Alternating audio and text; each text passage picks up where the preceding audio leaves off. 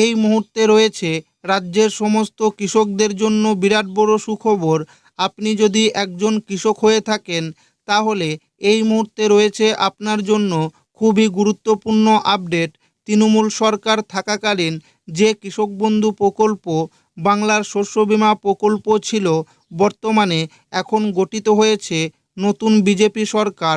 তাহলে কি সেই পুরনো প্রকল্পগুলি বন্ধ হয়ে যাবে, নাকি নতুন কোনো প্রকল্পের মাধ্যমে কৃষকদের আর্থিক সহায়তা দেওয়া হবে? কৃষকদের এবার আর্থিক সহায়তা দেওয়ার ক্ষেত্রে গুরুত্বপূর্ণ আপডেট জানা গেছে। এবার কিন্তু অনেক কৃষকরা টাকা পাবে না। কারা কারা টাকা পাবে, কারা কারা টাকা পাবে না, এবং কাদের কাদের নাম বাদ দেওয়া হবে, এবং কৃষকদের কত টাকা করে দেওয়া হবে, এবং পিএম কিষাণ প্রকল্পের 23তম কিস্তির টাকা কবে থেকে দেওয়া হবে, সমস্ত কিছু জানাবো আজকের এই ভিডিওটিতে, এবং আপনাদেরকে প্রমাণ সমেত দেখাবো। তাই ভিডিওটি প্রথম থেকে শেষ পর্যন্ত দেখবেন। এবং আপনি কোন জেলা থেকে দেখছেন অবশ্যই কমেন্টে লিখে জানাবেন। এই কৃষকদের টাকা দেওয়া বন্ধ করল সরকার। জুন মাস থেকে শুরু কৃষকদের আর্থিক সহায়তা। 11ই মে মঙ্গলবার বৈঠকে ঘোষণা করা হয়, আগের সরকারের কোনো সামাজিক প্রকল্প বন্ধ করা হবে না, তবে প্রকল্পগুলির নাম পরিবর্তন হতে পারে এবং আর্থিক সহায়তার পরিমাণও বাড়ানো হতে পারে। সরকারি ওয়েবসাইটগুলিও আপডেট করা হচ্ছে। ইতিমধ্যে বিভিন্ন সরকারি ওয়েবসাইটে পরিবর্তনের কাজ শুরু হয়েছে। এই ঘোষণার পর কৃষকদের মধ্যে আবার নতুন আশার আলো দেখা গেছে। ইতিমধ্যেই সরকারি ওয়েবসাইটগুলিতে তৃণমূল সরকারের এগিয়ে বাংলা লোগো পরিবর্তন হয়েছে। ভোটের আগে বিজেপি প্রতিশ্রুতি দিয়েছিল সরকার গঠন হলে কেন্দ্রীয় সরকারের সব প্রকল্প পশ্চিমবঙ্গে চালু করা হবে। সেই অনুযায়ী প্রধানমন্ত্রী জন আরোগ্য যোজনা, প্রধানমন্ত্রী ফসল বীমা যোজনা, পিএম শ্রী যোজনা, বিশ্বকর্মা যোজনা, বেটি বাঁচাও বেটি পড়াও এবং উজ্জ্বলা যোজনার মতো একাধিক কেন্দ্রীয় প্রকল্প চালুর কাজ শুরু হয়েছে। 13ই মে বুধবার নবান্নে রিভিউ বৈঠকে ঘোষণা করা হয়, আগামী 7 দিনের মধ্যে কেন্দ্রীয় সমস্ত প্রকল্পগুলির কাজ রাজ্যে শুরু হবে। সেই অনুযায়ী বিভিন্ন সরকারি অফিসে কাজও শুরু হয়ে গেছে। সূত্রের খবর, কৃষক বন্ধু প্রকল্পের পুরনো উপভোক্তাদের তথ্য ব্যবহার করে নতুন প্রকল্পে টাকা পাঠানো হবে। তাই পুরনো উপভোক্তাদের নতুন করে আর আবেদন করতে হবে না।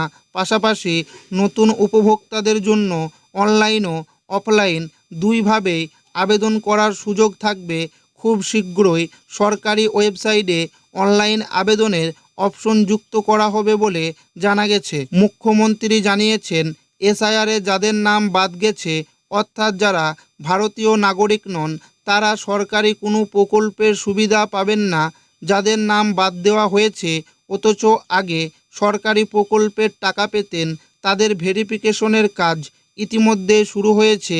নারী ও শিশু কল্যাণ দপ্তরের মন্ত্রী অগ্নিমিত্রা পাল জানিয়েছেন, এসআইআর তালিকা নিয়ে বিশ্লেষণের কাজ চলছে।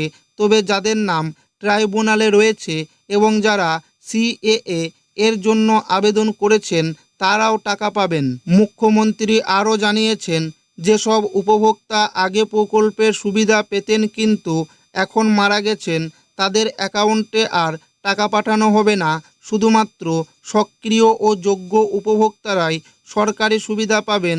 অর্থাৎ যাদের নতুন ভোটার তালিকায় নাম রয়েছে তাদের টাকা পেতে কোনো সমস্যা হবে না। এদিকে সূত্র মারফত জানা যাচ্ছে, কৃষক বন্ধু প্রকল্পের আর্থিক সহায়তার পরিমাণ বাড়াতে পারে। যদিও এখনও পর্যন্ত এ বিষয়ে কোনো সরকারি বিজ্ঞপ্তি প্রকাশ করা হয়নি, তবে এবার সমস্ত প্রকল্পের টাকা ডিবিটি মাধ্যমে সরাসরি ব্যাংক অ্যাকাউন্টে পাঠানো হবে বলে জানিয়েছেন মুখ্যমন্ত্রী শুভেন্দু অধিকারী। তাই প্রত্যেক উপভোক্তাকে খুব শীঘ্রই ব্যাংক অ্যাকাউন্টের সঙ্গে ডিবিটি লিঙ্ক করার জন্য অনুরোধ করা হচ্ছে। অনেক উপভোক্তার একাধিক ব্যাংক অ্যাকাউন্ট রয়েছে, যারা বিভিন্ন প্রকল্পের টাকা আলাদা আলাদা অ্যাকাউন্টে পেয়ে থাকেন। তাদের জন্য সুখবর হলো, যেই ব্যাংক অ্যাকাউন্টের সঙ্গে ডিবিটি লিঙ্ক করা থাকবে সেই অ্যাকাউন্টেই টাকা ঢুকবে। আর এই ডিবিটি লিঙ্ক যে কোনো একটি ব্যাংক অ্যাকাউন্টের সঙ্গে করা যাবে। ডিবিটি লিঙ্ক করার জন্য www.npci.gov www.ccc.org.in এই ওয়েবসাইট থেকে করতে হবে। মুখ্যমন্ত্রীর ঘোষণা অনুযায়ী আগামী 1 জুন থেকেই সরকারি বিভিন্ন প্রকল্পের টাকা দেওয়া শুরু হতে পারে। সূত্র মারফত খবর, ওই সময় থেকেই কৃষক বন্ধু প্রকল্পের প্রথম কিস্তির টাকা দেওয়া হতে পারে। একই সঙ্গে ওই দিন থেকেই সরকারি বাসে মহিলাদের জন্য সম্পূর্ণ বিনামূল্যে যাত্রার ব্যবস্থা চালু কার্যকর হবে। মুখ্যমন্ত্রী ঘোষণা করেছেন বিধবা ভাতা, প্রতিবন্ধী ভাতা এবং বার্ধক্য ভাতা প্রকল্পের টাকা 1,000 টাকা থেকে বাড়িয়ে 2,000 টাকা করা হলো। ফলে নতুন সরকারের এই ঘোষণাগুলির পর সাধারণ মানুষও কৃষকদের মধ্যে নতুন আশার পরিবেশ তৈরি হয়েছে। 1 জুন থেকেই এই সব প্রকল্পে টাকা দেওয়া শুরু হবে। পশ্চিমবঙ্গ সরকার পরিবর্তনের পর আলু চাষিদের জন্য বড় সিদ্ধান্ত নিল। নতুন বিজেপি সরকার রাজ্যের আলু উৎপাদনকারী অঞ্চল হিসেবে পরিচিত পূর্ব বর্ধমান ও হুগলিতে বিপুল সমর্থন পাওয়ার পরেই আলু রপ্তানি নীতিতে বড় পরিবর্তনের ঘোষণা করা হয়েছে। বুধবার নবান্নে সাংবাদিক বৈঠক করে মুখ্যমন্ত্রী শুভেন্দু অধিকারী জানান, আগের সরকারের সময় আলু রপ্তানির উপর যে সমস্ত বিধিনিষেধ ছিল সেগুলি তুলে নেওয়ার সিদ্ধান্ত নেওয়া হয়েছে। মুখ্য সচিব মনোজ আগরওয়ালকে পাশে নিয়ে তিনি বলেন, আলু চাষি ও আলু ব্যবসায়ীদের আর কোনো ধরনের হয়রানির মধ্যে পড়তে হবে না। তৃণমূল সরকারের আমলে রাজ্য থেকে ভিন রাজ্যে আলু পাঠানোর ক্ষেত্রে নানা নিষেধাজ্ঞা জারি ছিল। সীমান্ত এলাকায় পুলিশ ও অন্যান্য সরকারি দপ্তরের পক্ষ থেকে কড়া তল্লাশিও চালাতে হতো। তবে নতুন সরকার সেই সমস্ত নিয়ম প্রত্যাহার করে নেওয়ার সিদ্ধান্ত নিয়েছে।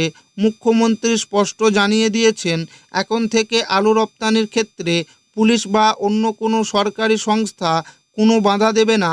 শুধু আলু নয়, অন্যান্য কৃষিজ পণ্য ভিন রাজ্যে পাঠানোর ক্ষেত্রেও একই নীতি অনুসরণ করা হবে বলে জানিয়েছে রাজ্য সরকার। খারিফ মরশুমের আগে 14টি ফসলের নিম্নতম সহায়ক মূল্য বাড়িয়ে দিল কেন্দ্র। কৃষকদের শক্তিশালী আয় সহায়তা প্রদানের লক্ষ্যে কেন্দ্রীয় সরকার বড় সিদ্ধান্ত নিল। 2026-27 খারিফ মরশুমের জন্য 14টি খারিফ ফসলের নিম্নতম সহায়ক মূল্য এমএসপি বৃদ্ধির অনুমোদন দিয়েছে কেন্দ্রীয় মন্ত্রিসভা। কৃষি ব্যয় ও মূল্য কমিশন সিএসিপি এর সুপারিশের ভিত্তিতেই এই নতুন এমএসপি নির্ধারণ করা হয়েছে। কেন্দ্রীয় সরকারের লক্ষ্য, কৃষকরা যাতে তাদের উৎপাদিত ফসলের ন্যায্য মূল্য পান এবং চাষের খরচের তুলনায় আরও ভালো আয় করতে পারেন। সেই কারণেই 2026-27 বিপণন মরশুমের জন্য খারিফ ফসলের এমএসপি বৃদ্ধি করা হয়েছে। এর মধ্যে সবচেয়ে গুরুত্বপূর্ণ ঘোষণা করা হয়েছে ধানের এমএসপি নিয়ে। কেন্দ্রীয় সরকার 2026-27 খারিফ বিপণন মরশুমের জন্য ধানের নিম্নতম সহায়ক মূল্য কুইন্টাল প্রতি 72 টাকা বৃদ্ধি করেছে। ফলে সাধারণ ধানের এমএসপি বেড়ে হয়েছে কুইন্টাল প্রতি 2,441 টাকা এবং এ গ্রেড ধানের এমএসপি হয়েছে কুইন্টাল প্রতি 2,461 টাকা। এবারের এমএসপি বৃদ্ধির তালিকায় সবচেয়ে বেশি বৃদ্ধি করা হয়েছে সূর্যমুখী বীজের ক্ষেত্রে। সূর্যমুখী বীজের এমএসপি কুইন্টাল প্রতি 622 টাকা বাড়ানো হয়েছে। এরপরে রয়েছে তুলো, যেখানে এমএসপি বৃদ্ধি করা হয়েছে কুইন্টাল প্রতি 557 টাকা। এছাড়া নাইজার বীজের এমএসপি 515 টাকা এবং তিলের এমএসপি 500 টাকা পর্যন্ত বাড়ানো হয়েছে। কেন্দ্রীয় সরকারি হিসাব অনুযায়ী এই সিদ্ধান্তের ফলে কৃষকদের প্রায় 2.60 লক্ষ কোটি টাকা প্রদান করা হবে বলে আশা করা হচ্ছে। একই সঙ্গে বছরে প্রায় 824.41 লক্ষ মেট্রিক টন ফসল সংগ্রহ করা হতে পারে বলেও অনুমান করা হয়েছে। কেন্দ্রীয় সরকার আরও জানিয়েছে, এমএসপি এমনভাবে নির্ধারণ করা হয়েছে যাতে তা উৎপাদন খরচের তুলনায় অন্তত 50% বেশি থাকে। কৃষকদের আয় বৃদ্ধি এবং আর্থিক সুরক্ষা নিশ্চিত করার লক্ষ্যে 2019 সালে যে নীতি চালু করা হয়েছিল, এবারও সেই নীতির ধারাবাহিকতা বজায় রাখা হয়েছে। জানা গিয়েছে, প্রধানমন্ত্রী নরেন্দ্র মোদীর সভাপতিত্বে অনুষ্ঠিত অর্থনৈতিক বিষয় সংক্রান্ত মন্ত্রিসভা কমিটির সিসিইএ বৈঠকেই গুরুত্বপূর্ণ সিদ্ধান্ত নেওয়া হয়েছে। সেপ্টেম্বর অক্টোবরের 2026-27 খরিফ বিপণন মরশুমকে সামনে রেখেই এই এমএসপি বৃদ্ধির ঘোষণা করা হয়েছে। অন্যদিকে প্রধানমন্ত্রী কিষাণ সম্মান নিধি যোজনার টাকার পরিমাণ বাড়তে পারে বলেও নতুন করে আলোচনা শুরু হয়েছে। পশ্চিমবঙ্গ বিধানসভা নির্বাচনের দ্বিতীয় দফার আগে মেদিনীপুরের এক জনসভা থেকে প্রধানমন্ত্রী নরেন্দ্র মোদী ঘোষণা করেছিলেন, বাংলায় বিজেপি সরকার গঠিত হলে কৃষকদের জন্য কেন্দ্রীয় সহায়তার পরিমাণ 6,000 টাকা থেকে বাড়িয়ে 9,000 টাকা করা হতে পারে। বর্তমানে প্রধানমন্ত্রী কিষাণ সম্মান নিধি যোজনার আওতায় কৃষকেরা বছরে 6,000 টাকা পান, যা 3টি কিস্তিতে সরাসরি ব্যাংক অ্যাকাউন্টে পাঠানো হয়। প্রধানমন্ত্রী সেই সভায় ডবল ইঞ্জিন সরকারের কথা উল্লেখ করে বলেন, কেন্দ্র ও রাজ্য একসঙ্গে কাজ করলে কৃষকেরা আরও বেশি সুবিধা পাবেন এবং মধ্যস্থভোগীদের দৌরাত্ম্য অনেকটাই কমবে। পাশাপাশি কৃষকদের ফসলের ন্যায্য দাম নিশ্চিত করার দিকেও জোর দেওয়া হবে বলে দাবি করা হয়েছে।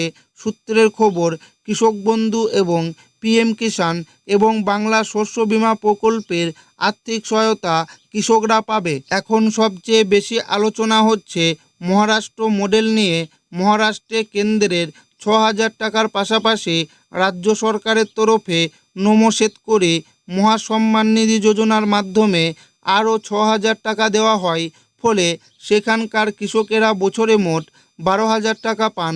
রাজনৈতিক মহলের একাংশের মতে পশ্চিমবঙ্গেও ভবিষ্যতে একই ধরনের ব্যবস্থা চালু হতে পারে, যদিও এই বিষয়ে এখনও পর্যন্ত কোনো সরকারি ঘোষণা করা হয়নি। এদিকে প্রধানমন্ত্রী কিষাণ সম্মান নিধির পরবর্তী অর্থাৎ 23তম কিস্তি নিয়েও কৃষকদের আগ্রহ বাড়ছে। 23তম কিস্তির টাকা 2026 সালের মার্চ মাসে দেওয়া হয়েছিল। সেই হিসেবে মনে করা হচ্ছে 23তম কিস্তির টাকা জুন মাসের শেষ অথবা জুলাই মাসের শুরুতে কৃষকদের ব্যাংক অ্যাকাউন্টে জমা হতে পারে। তবে সরকার ইতিমধ্যেই জানিয়েছে, যেসব কৃষক ফার্মার রেজিস্ট্রি সম্পূর্ণ করেননি অথবা যাদের ইকেওয়াইসি সক্রিয় নেই, তাদের কিস্তির টাকা আটকে যেতে পারে। এছাড়া ব্যাংক অ্যাকাউন্টের সঙ্গে আধার লিঙ্ক করা থাকে না, তাহলে সমস্যায় পড়তে হতে পারে। নিয়ম অনুযায়ী একটি পরিবারের শুধুমাত্র একজন সদস্য প্রধানমন্ত্রী কিষাণ যোজনার সুবিধা পেতে পারেন। তাই আবেদনকারীদের সমস্ত তথ্য সঠিকভাবে আপডেট রাখা অত্যন্ত জরুরি। উপভোক্তারা চাইলে বাড়িতে বসেই নিজেদের স্ট্যাটাস চেক করতে পারবেন। এর জন্য অফিসিয়াল ওয়েবসাইটে গিয়ে ফার্মার কর্নার থেকে বেনিফিশিয়ারি স্ট্যাটাস অপশনে ক্লিক করতে হবে। এরপর রেজিস্ট্রেশন নম্বর অথবা মোবাইল নাম্বার দিয়ে তথ্য দেখা যাবে।